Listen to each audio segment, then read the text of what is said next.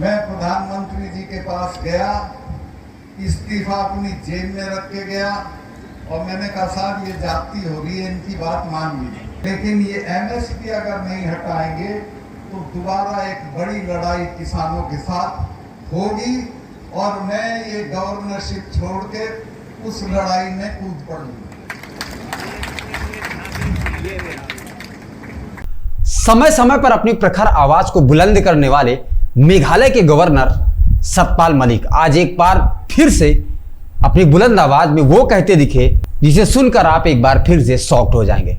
दरअसल आपको बता दें कि मेघालय के गवर्नर सतपाल मलिक आज एक सार्वजनिक कार्यक्रम पर मंच पर बोलते हुए कहते नजर आए कि अगर किसानों ने एक बार फिर से एनएसपी पर सवाल उठाया या प्रदर्शन किया तो इस बार मैं गवर्नर पद से इस्तीफा देकर के किसानों का साथ दूंगा। दरअसल ऐसा पहली बार नहीं हुआ। सतपाल मलिक भारत के ऐसे अकेले गवर्नर हैं जो लगातार एनएसपी और किसानों के हित पर मोदी सरकार के खिलाफ बोलते नजर आए और उसी अंदाज में आज एक बार फिर से सतपाल मलिक जो बात बोल रहे हैं वो सुनकर आप शॉक जरूर होंगे, क्योंकि सरकार में रहकर सरकार के खिलाफ बोलना काफी मुश्किल होता है। तो सबसे पहले आइए हम आपको सुनाते हैं सतपाल मलिक की वो बात।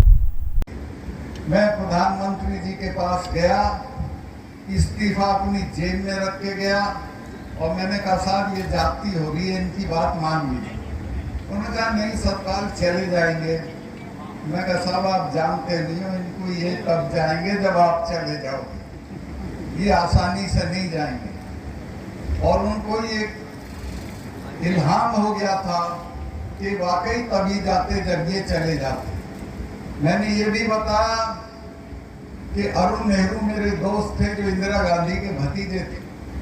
उन्होंने मुझे बताया था कि जब ब्लू स्टार ऑपरेशन हुआ तो इंदिरा जी ने अपने फार्म हाउस पे महामृत्युंजय का पाठ कराया।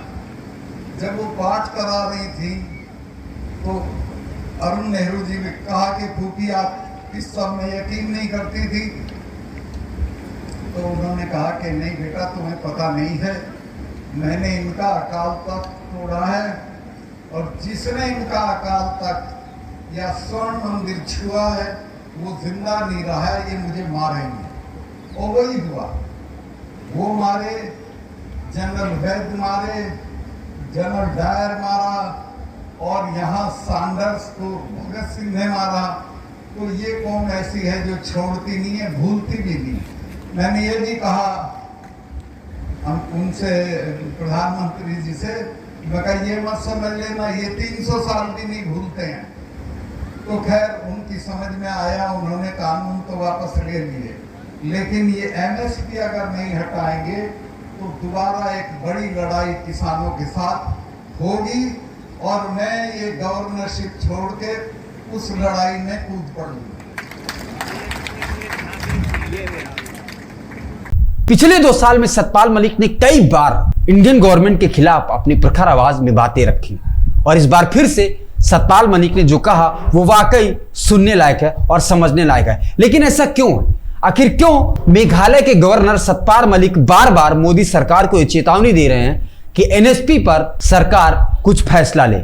आखिर क्या वजह है कि भारत के अंदर एक गवर्नर सरकार को बार बार प्रमुखता से ये बातें याद दिलवा रहा है? इसके पीछे वजह जो भी हो, लेकिन सतपाल मलिक का इस तरीके से सरकार के विरुद्ध आवाज बुलंद करना कहीं ना कहीं एक चिंताजनक विषय भारत केंद्र सरकार के लिए जरूर है। हालांकि केंद्र सरकार सतपाल मलिक के किसी भी बयान को मजबूती से नहीं लेती और ना ही उस पर कोई विचार करती है।